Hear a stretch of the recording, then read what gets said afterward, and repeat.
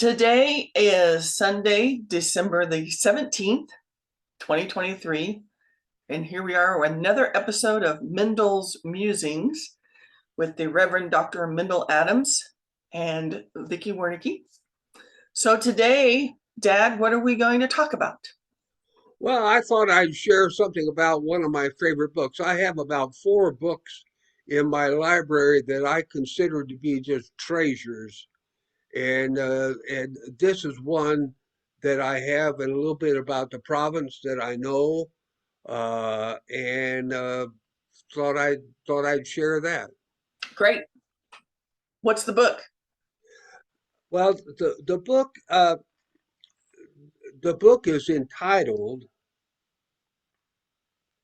"The Life and Morals of Jesus of Nazareth." Uh, Extracted textually from the Gospels in Greek, Latin, French, and English by Thomas Jefferson. This was published, this is an original publication. This was published in 1904 Oh, by the Washington, D.C. Government Printing Office. One of the few things that they had printed at that time like this, and it is a printing of uh, a study that Thomas Jefferson did on the New Testament, and it is really groundbreaking because it is his attempt at textual criticism of the text. He was a deist. He did uh, uh, he did not believe in the divinity of Christ. He did not believe in the Holy Trinity. Okay, there was just a lot of stuff like that that he didn't believe.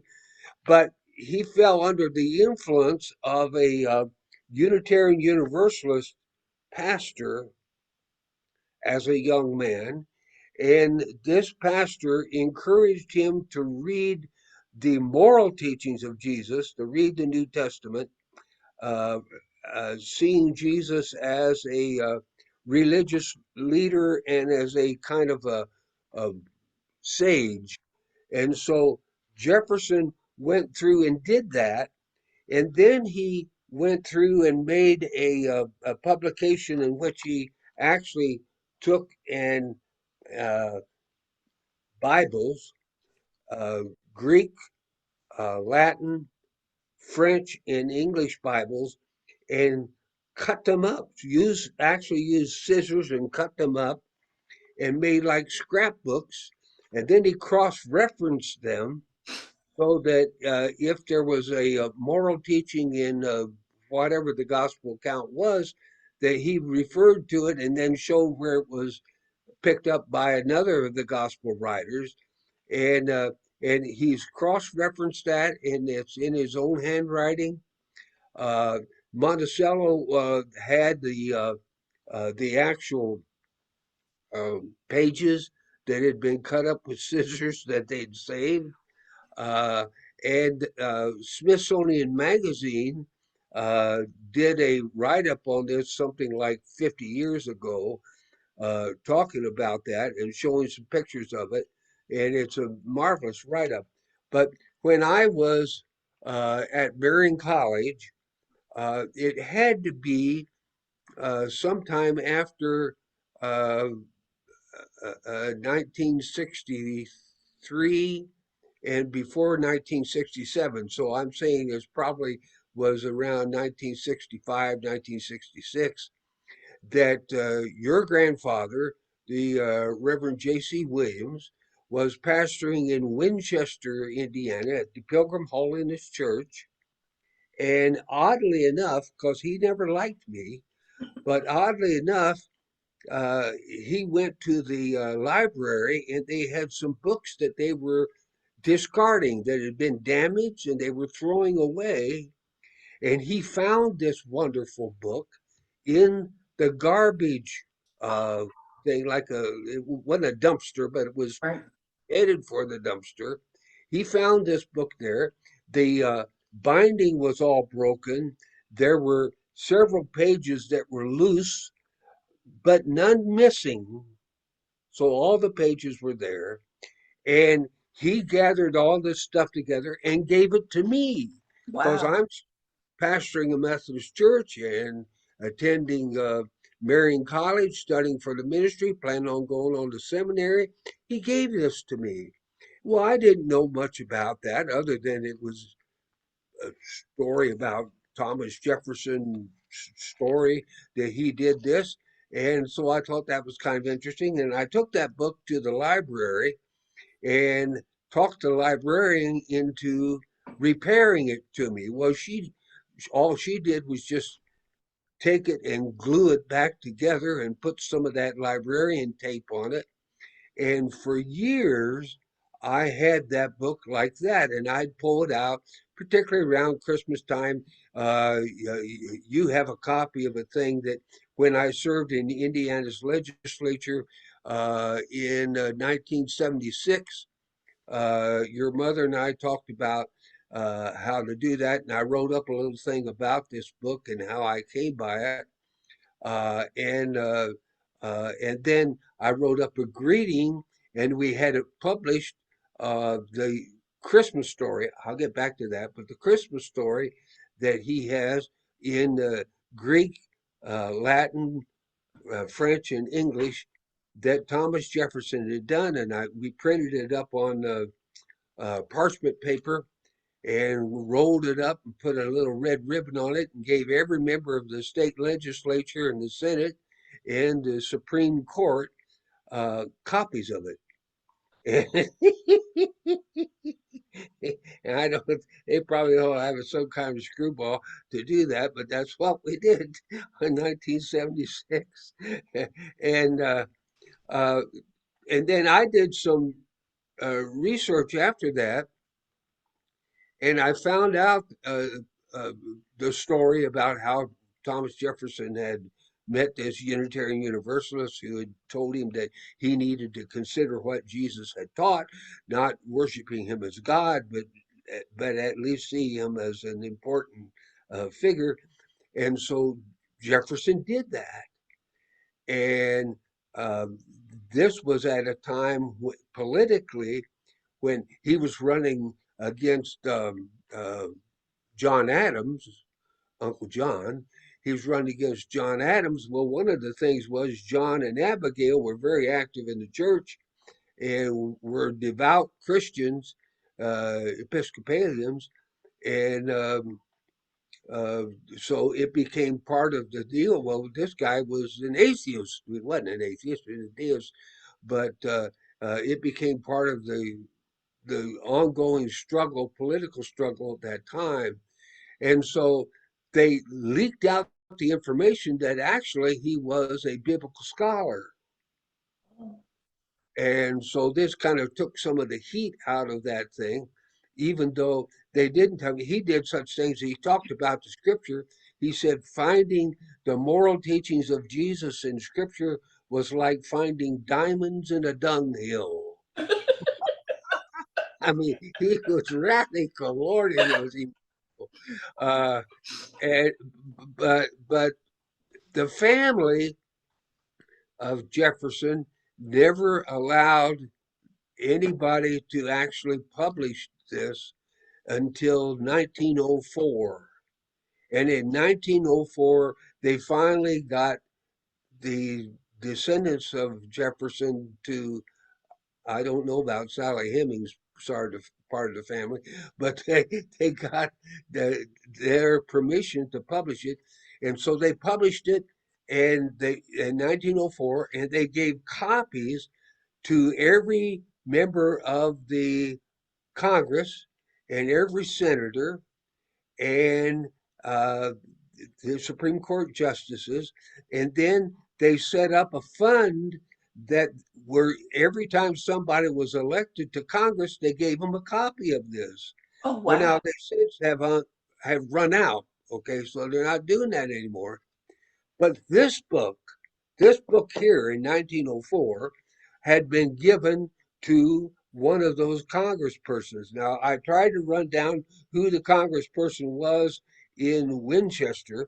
We know that got into the Winchester Library, it still has the Winchester um, tag on the inside, the Winchester Library tag. I don't know, can you see that? There you go. It's got a bit of a glare. There you go. Okay, this shows that there was a. So I called the librarian at Winchester and I said, could you tell me in your records when you had that book in your library? I had the number for it, I had all that, but they'd had a fire Oh. back years ago, and all that stuff had been written down on those little cards and Oh. had burned. So they didn't know. And I said, well, what about when you got rid of it? Didn't you have something that said who had given the book? No, they didn't have that. But she helped me do some noodling.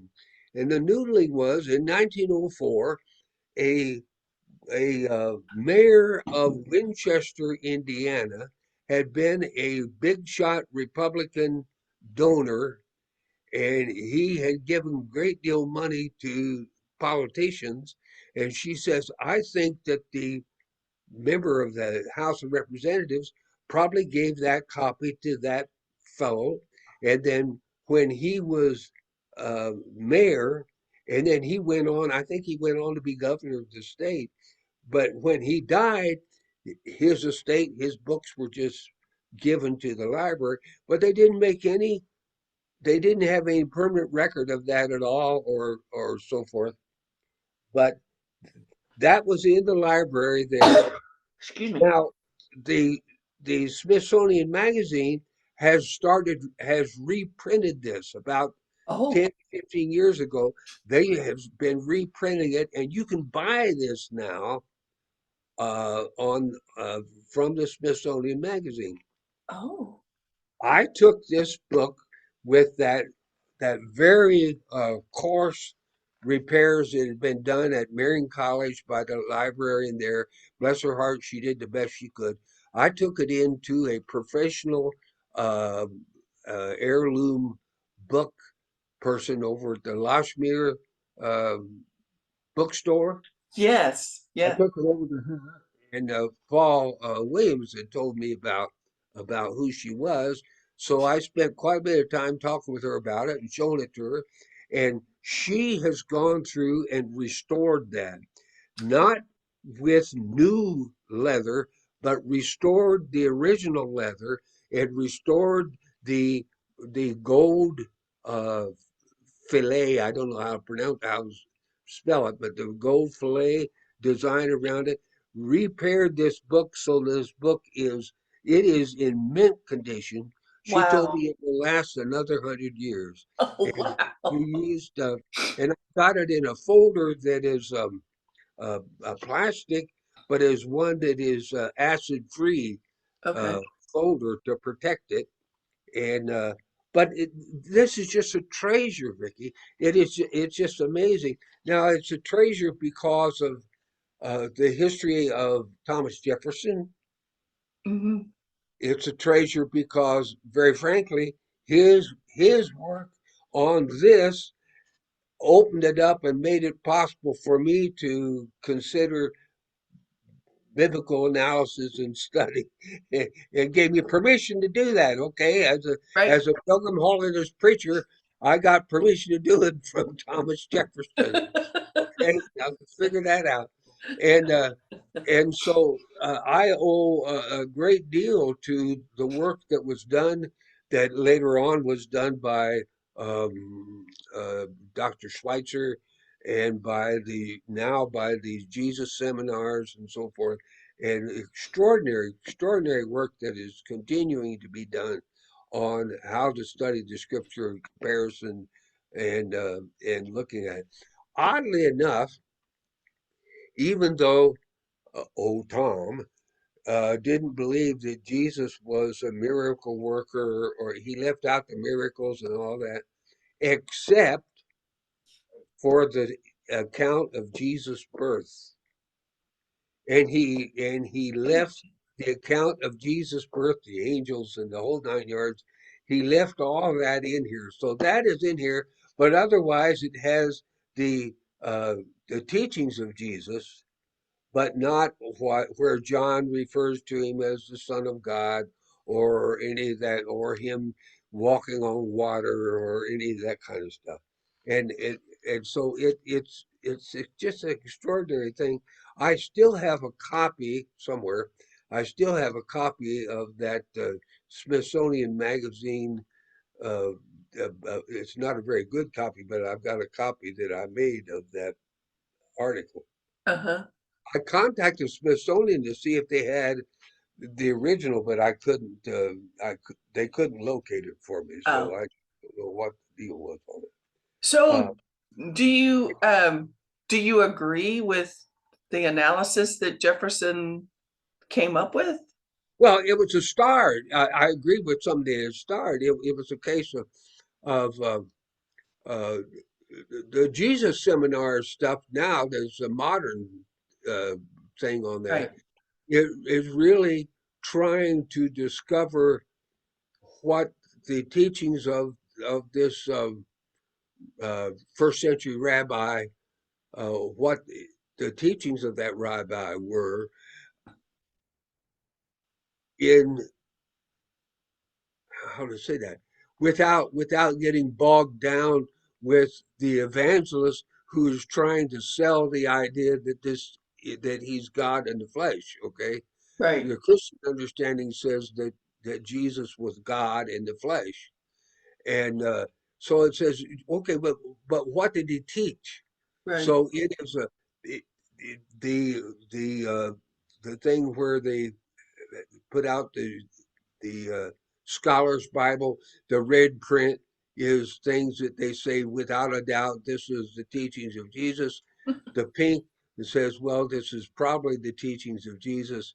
The gray is they're probably not the teachings of Jesus, and the black this is definitely not the teachings of Jesus. And they published that all together. And they started out with 200 and some uh, highly acclaimed uh, scholars that were scholars in languages and in theology and so forth, and they would take votes on it, and they would apply the vote to it as to whether it was a red or a pink or a gray or a black.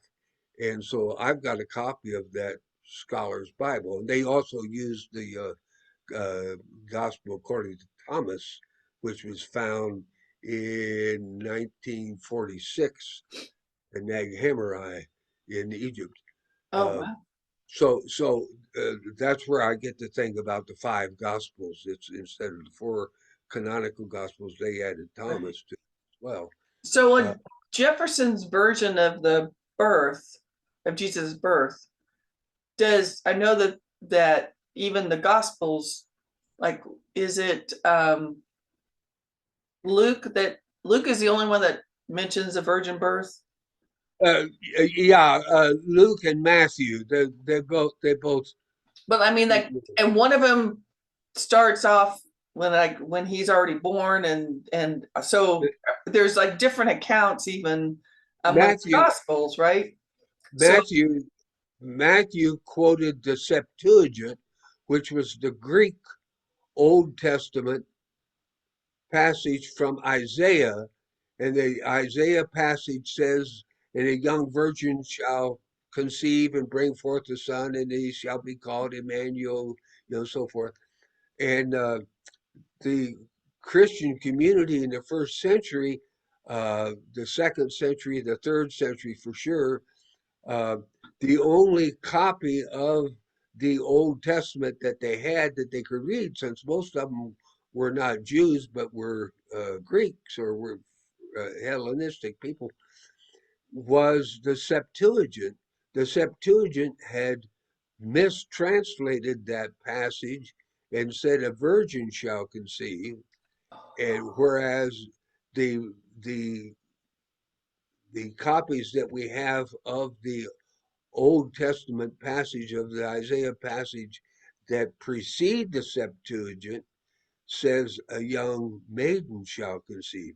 And it uh, didn't have to do with um, prophesying that a Messiah would be born.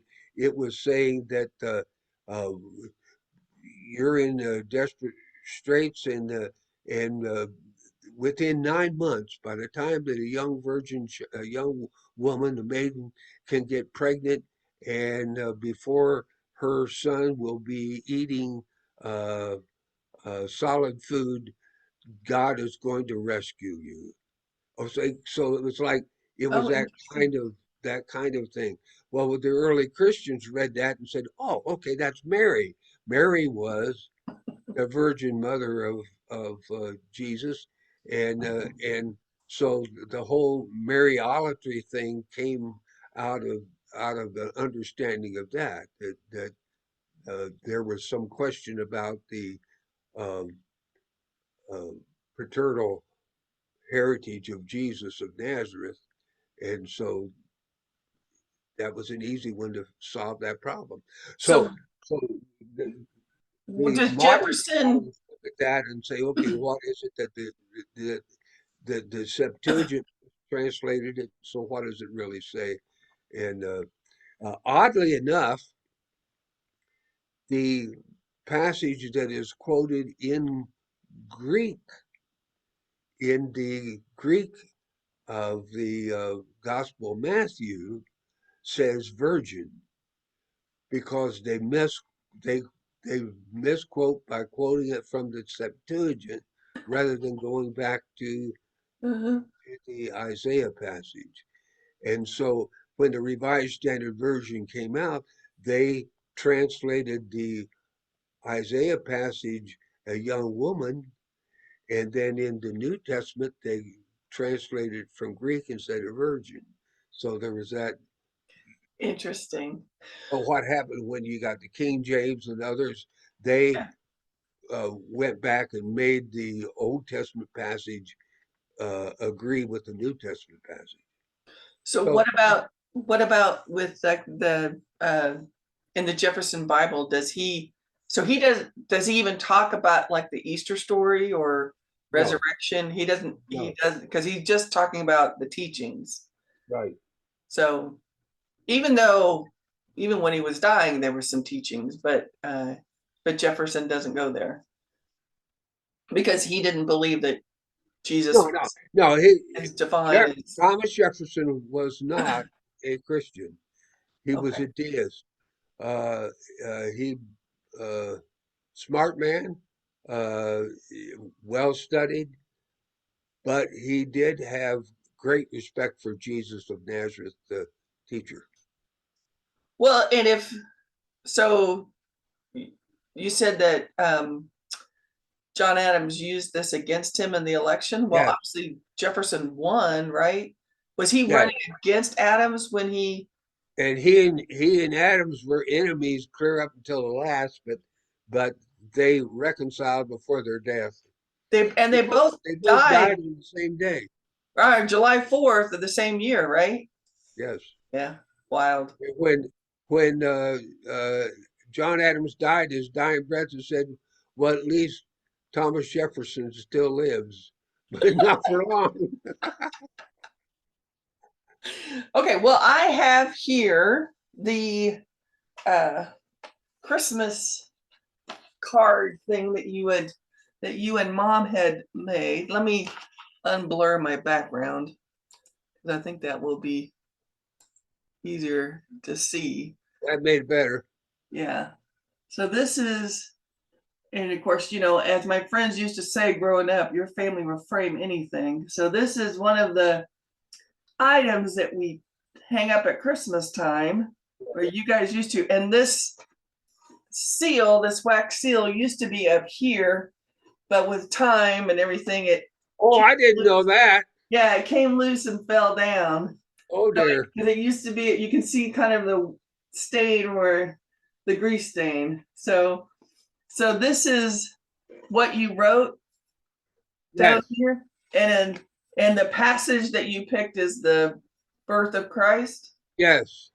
All right, so let me read what you wrote. Let me go back to blurring the background so you don't have to see my messy office. um, so this was Christmas of 75. Oh, okay. It's Christmas of 75. And it says, of the hundreds of versions of the Bible, Thomas Jefferson's must stand out as unique. He called it, quote, the life and morals of Jesus of Nazareth, end quote. Attracted to the sterling character of Jesus and quite sure that his example was sufficient for mankind, Jefferson devised a plan. First, he marked everything in his Bible pertaining to Jesus. Then, having purchased 2 other copies, he cut out and pasted in a scrapbook every word Jesus had spoken and everything said about him that revealed his character and way of life. Could you imagine? I mean, in those days, books were pretty rare to begin with. Yep. And for him to cut it up, I mean, he did the book in Latin, Greek, and French, adding maps of Palestine and the ancient world. Quote, a more and precious morsel of ethics I have never seen, end quote, commented Jefferson. Today, the original of his Bible is in the National Museum in Washington, D.C. About 12 years ago, Ruth's father, the late Reverend Jesse C. Williams, gave us an heirloom copy of Jefferson's Bible, which is still in excellent condition. During this holy season, on the dawn of the bicentennial year, we would like to share the Christmas story from Jefferson's Bible with you, our dear friends, and we wish you and yours peace and love. Mendle and Ruth Adams, Christmas 1975. And I will notice the, let's see if I can show the, have to unblur it. You have the, oops, that's not what I wanted to do. The Union logo. Yeah, I had printed in Union Shop. Yep, you had it printed in a Union Shop. And I used a seal where you use wax Yep. and the A for Adams to put. Yep, I remember that. I think I got to help you do that. So you not only gave these to people in the legislature, but you gave this to your friends too. Oh yeah, friends and family. Oh, Yeah. I don't know. I think we got 500 or so of those printed up. Yeah. And it's hard to tell here, but this matting is like velvet. Like you put it on some I mean, I'm sure this was mom's idea but it's really quite a piece, and I don't want to open it and mess up the thing, Yeah. but it would be kind of cool to put it back up in the right spot. Oh, But it looks fine there. yeah, it's kind of cool. It's kind of cool. And it does have the well, I can't read it, but it does have the different languages. And so is this how the actual page in the Bible looks? Yes. Yeah, like side by side? I took to the print shop and said I want you to print this page. That's cool. That's cool. So it's like this page here, Vicky. Ah, okay. Move it that way. Oh yeah, yeah. Oh, that's cool. And then he made little indentations and little marks that he would put numbers down and so forth to cross reference the various things.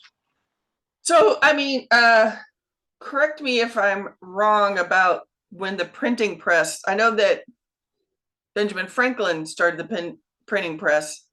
Do you think that, I mean, Jefferson hand wrote it.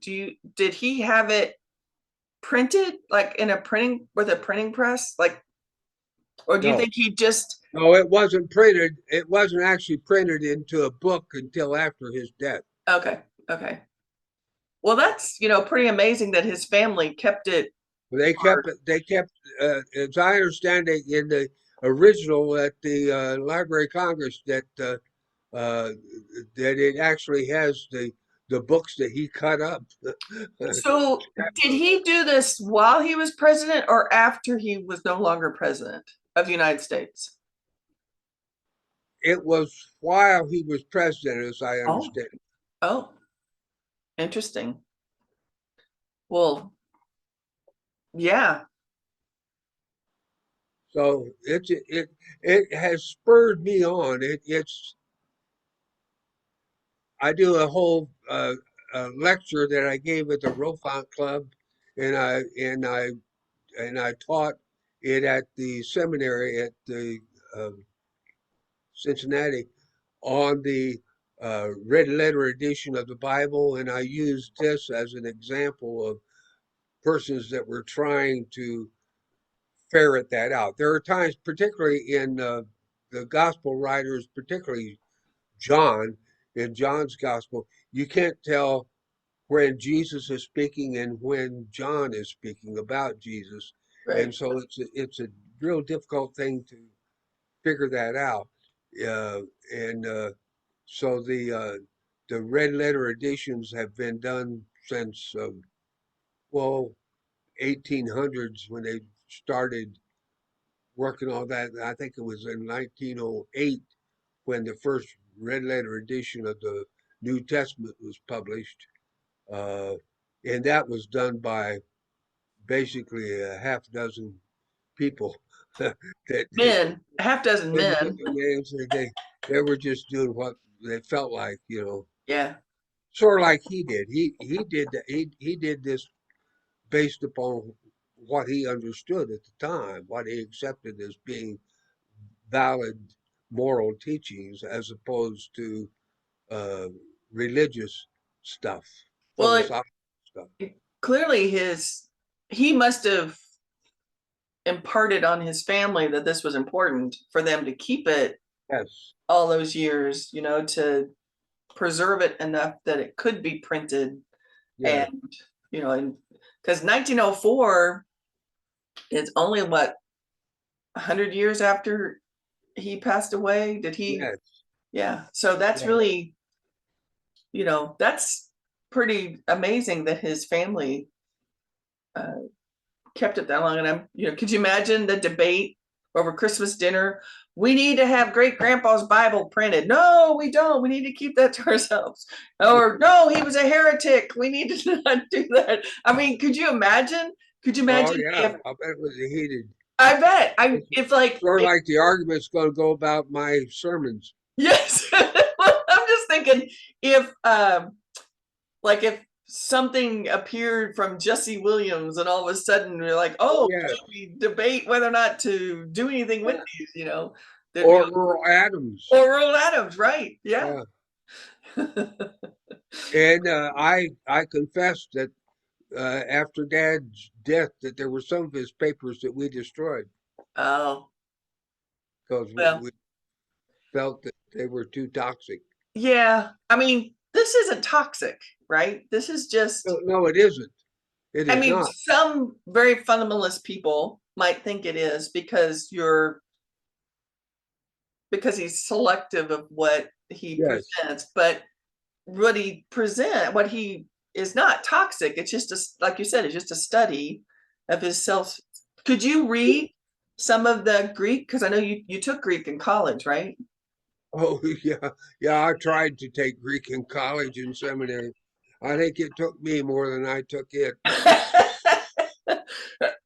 Sarah might be able to read some of the Greek when she Yeah. spent that.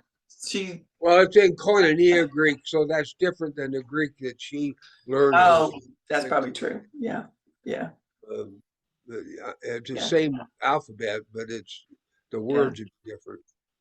Yeah. Well, that I'm glad you So told me that it's a backstory. I mean, great heirloom, and yeah, it is an and heirloom. I want it to be I want it to I want it to be preserved. This Yes, is 1904, so that's 200 and is that right? No, 120 years. 120 years. Yeah, Yeah, yeah, and if that's you a long time. look at his life, that adds another 100 years to it. So that's Right. still, but like I say, the oh, I paid over, I think I told you, I paid over $500 to have this restored. Mhm. So it is in very excellent condition now. So what did the book person think when you brought it in? Oh, she was quite thrilled with it. She was very thrilled with it. And she also is the one that introduced me to the guy that published uh, the two little books that we did. Yes, yes. The young man, yeah. Yeah, Did she know anything about the history of the Jefferson Bible, or did you? she did not. She wasn't aware of it until she saw it. That's cool. That's cool. That's cool. So, so anyhow, I've pulled this out. I've been pulling it out at every Christmas time for some reason. Uh-huh. Uh, but just pulling it out, and I've opened it to read through it and read through the notes. There are notes in the front of it, the publisher's notes, the So who published inside it? the inside page. I don't know if you can see that or not. Can you see that? It's kind of blurry. Oh yeah, now I can see it. Yeah. That's Is it. that Jefferson's handwriting? Yes, it is. Oh, that's nice. Oh yeah. Very nice. And you Yeah. said that the government printing office printed it? Yes. Nice. See, Nice. so, Oh yeah, that's cool. That is very cool. so it's just a real nice thing to have. It is. It is an heirloom, So you an know. heirloom for an airhead. You're not an airhead. Well, Uh, I have been delayed getting your Christmas box mailed out. I'm hoping to get it mailed, sent out by FedEx tomorrow. So, but maybe you'll get it before Christmas. If not, you'll get it right after Christmas. So Well, someone delivered something out to the gatehouse today that I have no idea what it is, but I just probably got from word Joe. from it, so I'll need to pick it up.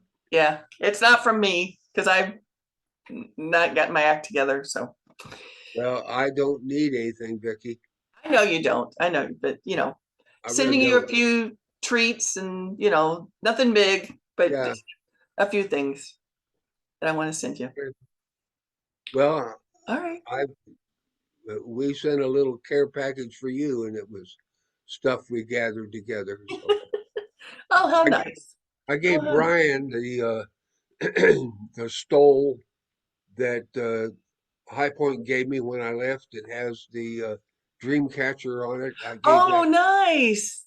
That's nice. and I gave Joe that brass hammer. You know, if But you if you sent these to them, they're gonna know when they see the video. So you need to. oh, I that's could true. stop recording. No, that's all right.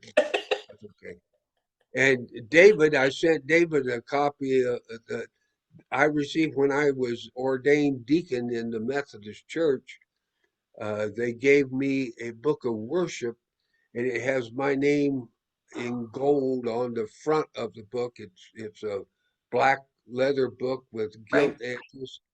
And what I've done over the years before the UCC had a book of worship, I went through and changed stuff with a ballpoint pen on the inside to Good. make it so it was inclusive language and so forth. David told me that as he had been asked to possibly do the preaching and hold services and so forth for that little congregation out there, that he told me that all he had was a book of things that the Church of the Nazarene had, and that they had like for a funeral service, it was you do one graveside service for people that died in grace, and another one that died outside of grace. Oh And no. he said he Oh made changes in that. And I said, well, I think I need to send you that message. yes, most It's definitely. much more. Most definitely. So I sent that off to him. Good. Uh, I'm Cool. just trying to get rid of my junk. So, and I Or sent you treasure. a little something that is not junk, but it's something that I hope you like. Oh, well, I'm sure I will. Thank you. Thank you. All right. Well, this has been another episode of Mendel's Musings. Until next time,